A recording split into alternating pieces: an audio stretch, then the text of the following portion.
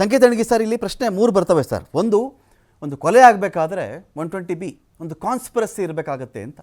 ಅಥವಾ ಕಾನ್ಸ್ಪಿರಸಿ ಇರದೆ ಆ ಕ್ಷಣಕ್ಕೇನೋ ಉಂಟಾಗಿ ಒಂದು ಕೊಲೆ ಆಗಿಬಿಟ್ಟಾಗ ಸಂಚೇನಿರಲಿಲ್ಲಪ್ಪ, ಹೀಟ್ ಆಫ್ ದಿ ಮೂಮೆಂಟು, ಅಲ್ಲೇನೋ ಒಂದಷ್ಟು ಹೊಡೆದಾಟಗಳಾಗಿ ಒಬ್ಬರು ಸತ್ತೋದ್ರು ಅಂತ ಹೇಳೋದು ಬೇರೆ. ಒಂದು 120B ಅಂತ ಬಂದಾಗ ನೀವು ಮುಂಚೆ ಹೇಳ್ತಾ ಇದ್ರಿ, ಈ ಒಂದು ವಿಚಾರದಲ್ಲಿ A1 A2 ಅನ್ನೋದನ್ನು ನಾವು ಆಚೆ ಇಟ್ಟುಬಿಟ್ರೆ ಉಳಿದವ್ರಿಗೆ ಸ್ಟ್ರಾಂಗ್ ರೀಸನ್ ಇರಲ್ಲ ಅಂತ. ಏನೋ ಸ್ಟ್ರಾಂಗ್ ರೀಸನ್ ಇರಲಿಲ್ಲ ಅವ್ರು ಯಾರಿಗೂ, ಅವ್ರು ಇವನು ಯಾರು ಅಂತಲೇ ಗೊತ್ತಿರಲಿಲ್ಲ ಅಂತ ಹೇಳಿ ಇದೇ ವಾದವನ್ನು A2 ಪರವಾಗಿಯೂ ಮಾಡಬಹುದು. ಎಸ್, A1 ಅವ್ರಿಗೇನೋ ಚಾಟ್ದು ವಿಚಾರ ಬಂದಿತ್ತು, ಇನ್ನೊಂದು ಬಂದಿತ್ತು, ಮತ್ತೊಂದು ಬಂದಿತ್ತು ಅನ್ನೋ ಕಾರಣಕ್ಕೆ ಅವರೇನೋ ಪ್ಲ್ಯಾನ್ ಮಾಡಿಕೊಂಡು ಅವರವರೇ ಯಾರೋ ಇನ್ನೊಬ್ಬ ಇದ್ದ ಮತ್ತೊಬ್ಬ ಇದ್ದ ಅಂತ ಹೇಳಿ ಗುಂಪು ಕಟ್ಕೊಂಡು ಎಲ್ಲ ಕರೆದು ಶೆಡ್ ಒಳಗಡೆ ಕರ್ಕೊಂಡು ಹೋಗಿ ನನಗೆ ವಿಷಯ ಗೊತ್ತಾಗೋ ತಡವಾಗಿತ್ತು. ಇದು ಒಂದು ಆರ್ಗ್ಯುಮೆಂಟ್ ಬರಬಹುದು ಸರ್, ಇವತ್ತೋ ನಾಳೆನೋ ಬರುತ್ತೆ. ಇದು ಕೂಡ ಇರೋದೇನು ಸ್ಪಾಟಲ್ಲಿ ಇರಲಿಲ್ಲ ಅಂತ.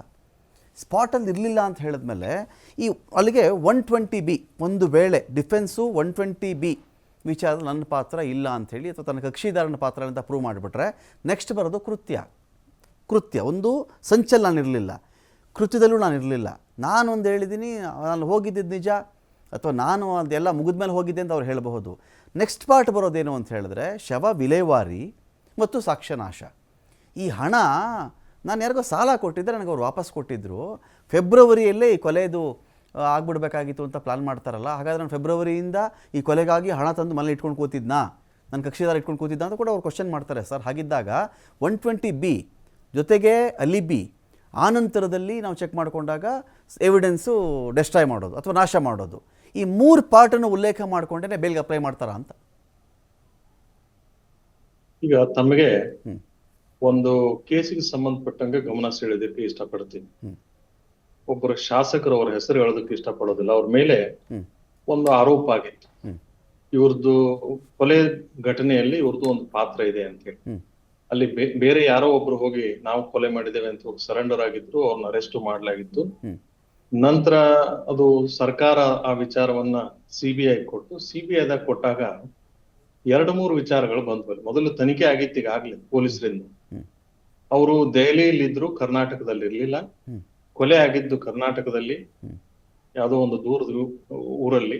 ಹಾಗಾಗಿ ಆ ಕೊಲೆಗೆ ಮತ್ತು ಅವ್ರಿಗೆ ಯಾವುದೇ ಸಂಬಂಧವಿರಲಿಲ್ಲ, ಅವ್ರು ದಿಲ್ಲಿಯಲ್ಲಿ ಇದ್ರು ಅಂತ ಅದರಲ್ಲಿ ವಾದವಾಗಿತ್ತು. ಅಲಿಬಿನೂ ಕೂಡ ಅಲ್ಲಿ ವಾದವಾಗಿತ್ತು. ನಾನು ಯಾಕೆ ಉದಾಹರಣೆ ಹೇಳ್ತಾ ಇದ್ದೇನೆ ಅಂದ್ರೆ ಅವ್ರ ಹೆಸರು ಹೇಳೋದಕ್ಕೆ ಬೇಡ, ಆದ್ರೆ ಆ ಕೇಸ್ ನಲ್ಲಿ CBI ಇನ್ವೆಸ್ಟಿಗೇಷನ್ ಮಾಡಿದಾಗ ಆ ಕೊಲೆಗಾರರ ಜೊತೆಗೆ ಇರುವಂತ ಸಂಪರ್ಕ ಮತ್ತು ಸಂಬಂಧ ಮತ್ತು ವ್ಯವಹಾರಗಳು ಏನಿತ್ತು ಅದ್ರ ಎಲ್ಲವನ್ನು ಅವರು CBIದವರು ಅದನ್ನ ಕ್ರೋಢೀಕರಿಸಿ ಎವಿಡೆನ್ಸ್ ಅನ್ನ ತಗೊಂಡು ಆ ಕೊಲೆಯ ಪಾತ್ರದಲ್ಲಿ ನೇರವಾಗಿ ಇವರು ಇಲ್ಲದೆ ಇದ್ರು ಸಂಚನ ರೂಪಿಸಲು ಇವರು ಒಬ್ಬರ ಪ್ರಮುಖವಾದ ಕಾರಣ ವಹಿಸಿದ್ರು ಅಥವಾ ಇವರ ಪ್ರಮುಖ ಪಾತ್ರ ಇತ್ತು ಅನ್ನೋ ತರ ಎಲ್ಲ ಬಿಂಬಿಸ್ತು ಚಾರ್ಜ್ ಶೀಟ್ ನಲ್ಲಿ.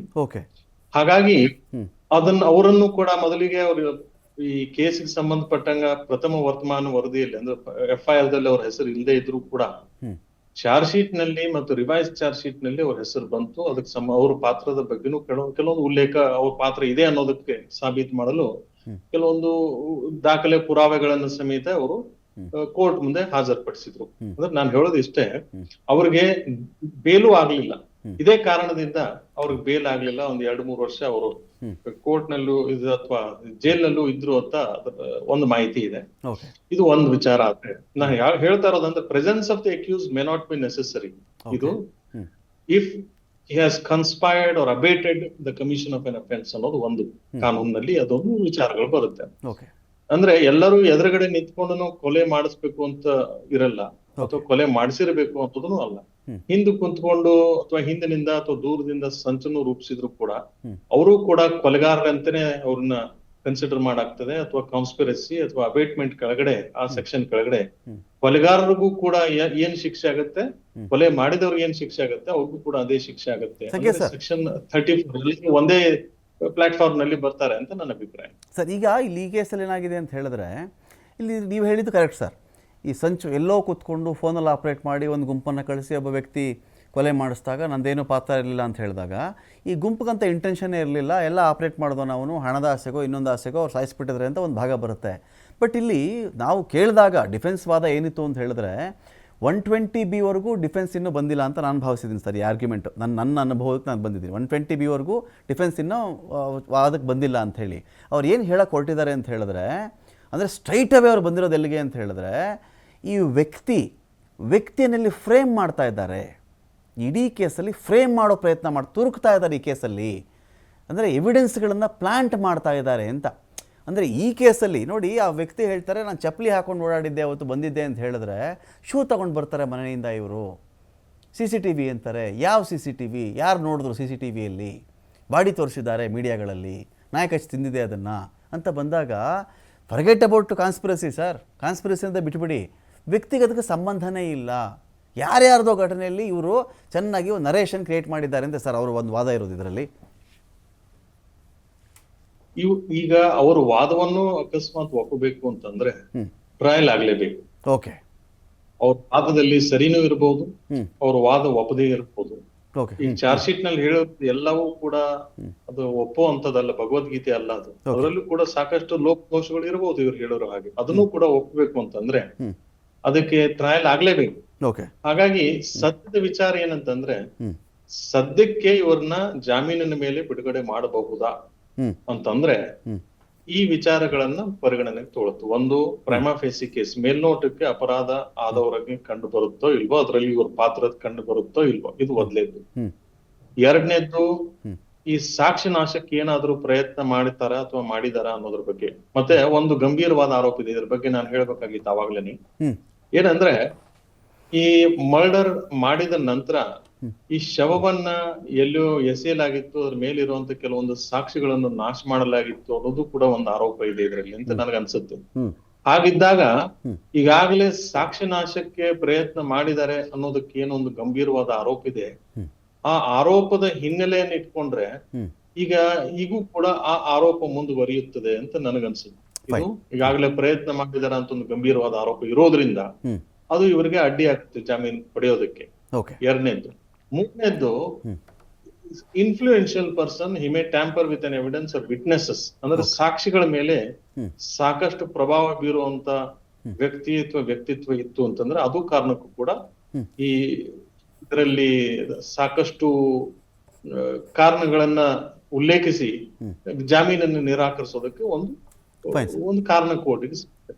ಬಟ್ ಒಂದ್ ಹೇಳ್ತೇನೆ, ಕೆಲವೊಮ್ಮೆ ಬೇಲ್ ಕೊಟ್ಟರು ಕೂಡ ಸಾಕಷ್ಟು ಕೇಸ್ಗಳಲ್ಲಿ ಎಷ್ಟೋ ದಿನದ ನಂತರ ಟ್ರಯಲ್ ನಡೆದ ನಂತರ ಅಥವಾ ಟ್ರಯಲ್ ಬಹಳ ಡಿಲೇ ಆಯ್ತು ಅಂತಂದ್ರೆ ಬೇಲ್ ಕೊಟ್ಟದ್ದು ಉದಾಹರಣೆಗಳಿದಾವೆ. ಆದ್ರೂ ಕೂಡ ಸಾಕಷ್ಟು ಕಂಡೀಷನ್ ನಲ್ಲಿ ಬೇಲ್ ಕೊಡ್ತಾರೆ. ಅಂದ್ರೆ ಆ ಜುರಿಸ್ಟಿಕ್ಷನ್ ನಲ್ಲಿ ಹೋಗೋ ಹಾಗಿಲ್ಲ, ಅಥವಾ ಆ ಜುರಿಸ್ಟಿಕ್ಷನ್ ವ್ಯಾಪ್ತಿಯಲ್ಲಿ ಎಲ್ಲೂ ಹೋಗ್ತಕ್ಕದ್ದಲ್ಲ. ಮತ್ತೆ ಪೊಲೀಸ್ ಸ್ಟೇಷನ್ಗೆ ಮತ್ತೊಂದ್ ಕಡೆಗೆ ರಿಪೋರ್ಟ್ ಮಾಡ್ತಾ ಇರ್ಬೇಕು. ಅವರ ಪ್ರತಿಯೊಂದು ಚಲನವಲನಗಳನ್ನ ಅವ್ರು ಗಮನಿಸ್ತಾ ಇರ್ತಾರೆ. ಅಂದ್ರೆ ಈ ಸಾಕ್ಷಿ ನಾಶಕ್ಕೆ ಏನಾದ್ರೂ ಪ್ರಯತ್ನ ಮಾಡಬಾರ್ದು ಅನ್ನೋದಕ್ಕಾಗಿ ಒಂದು ಸಿಕ್ಕಾಪಟ್ಟೆ ಸ್ಟ್ರಿಂಜೆಂಟ್ ಕಂಡೀಷನ್ ಹಾಕಿ ಬೇಲ್ ಕೊಟ್ಟರು ಕೊಡ್ಬಹುದು. ಅಥವಾ ಇವ್ರದ್ದು ಪ್ರಮುಖ ಪಾತ್ರ ಎಲ್ಲಾದ್ರೂ ಇದೆ ಅಂತಂದ್ರೆ ಅಲಿಬಿ ಅಂತ ಇದು ಏನ್ ಹೇಳಿದ್ರು ಕೂಡ ಇದು ಪ್ರೈಮಾ ಫೇಸಿ ಕೇಸ್ ಆಧಾರದ ಮೇಲೆ ಕೊಟ್ಟರು ಕೊಡ್ಬೋದು, ಕೊಡದೇನೆ ಇರ್ಬೋದು. ಆತರ ಈ ಪ್ರಕರಣ ಮುಂದೆ ಇದೆ ಈಗ ಅಂತ ನನ್ನ ಅಭಿಪ್ರಾಯ. Fine sir, fine. ನಾನು ಮತ್ತಷ್ಟು ಮಾತಾಡಿಸ್ತೀನಿ. ನೋಡಿ, ಒಂದು ಗುಂಪು ಒಂದು ಕೊಲೆ ಮಾಡಿಬಿಡುತ್ತೆ, ಒಬ್ಬ ವ್ಯಕ್ತಿನ ಕೊಲೆ ಮಾಡುತ್ತೆ. 120B ಕ್ರಿಮಿನಲ್ ಕಾನ್ಸ್ಪಿರಸಿ, ಅಪರಾಧಿಕ ಒಳಸಂಚು ಪ್ಲ್ಯಾನ್ ಮಾಡಿಕೊಂಡು ಒಂದು ಗುಂಪಲ್ಲಿ ಒಂದು 10 ಜನನೋ 15 ಜನನೋ ಒಂದು ಕೊಲೆಯನ್ನು ಮಾಡಿಬಿಡ್ತಾರೆ.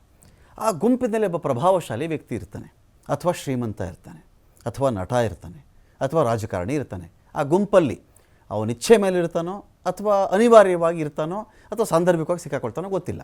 ಹಾಗಿದ್ದ ಮಾತ್ರಕ್ಕೆ ಒಂದು ಇಡೀ ಕೇಸು ಆ ಪ್ರಭಾವಿ ಸುತ್ತಾನೆ ಸುತ್ತಬೇಕಾ ಅಂತ. ಗುಂಪಲ್ಲಿ ಯಾರು ಬೇಕಾದ್ರೂ ಸಾಯಿಸಿರಬಹುದು.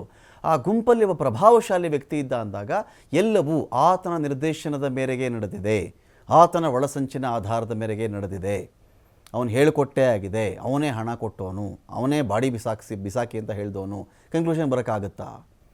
ಕೋರ್ಟ್ ಅಥವಾ ಆ್ಯಂಗಲ್ ಕನ್ಸಿಡರ್ ಮಾಡ್ತಾ, ಅಥವಾ ನಾಳೆ ಪ್ರಾಸಿಕ್ಯೂಷನ್ಗೂ ಕೂಡ ಈ ವ್ಯಕ್ತಿ ಆ ಸ್ಪಾಟಲ್ಲಿ ಇದ್ದಿದ್ದು ನಿಜ, ಆಪ್ರೇಟ್ ಮಾಡಿದ್ದು ನಿಜ, ಅಪರಾಧಿಕ ಒಳಸಂಚಿನಲ್ಲಿ ಈ ವ್ಯಕ್ತಿ ಕೂಡ ಭಾಗಿಯಾಗಿದ್ದು ನಿಜ, ಕೊಲೆಗೆ ಮುನ್ನ, ಕೊಲೆ ಮಾಡುವ ವೇಳೆ, ಕೊಲೆ ನಂತರ 3 ಹಂತಗಳಲ್ಲಿಯೂ ಕೂಡ ಈ ವ್ಯಕ್ತಿಯ ಸಕ್ರಿಯ ಪಾಲ್ಗೊಳ್ಳುವಿಕೆ ಇದರಲ್ಲಿದೆ ಅಂತ ಅವ್ರು ಹೇಗೆ ಪ್ರೂವ್ ಮಾಡ್ತಾರೆ? ಮತ್ತು ಇವುಗಳೆಲ್ಲವೂ ಕೂಡ ಇನಿಷಿಯಲಿ ಒಂದು ಬೇಲ್ ವಿಚಾರದಲ್ಲಿ ಯಾವುದು ಎಷ್ಟು ಮಾತ್ರಕ್ಕೆ ಮ್ಯಾಟ್ರ್ ಆಗುತ್ತೆ?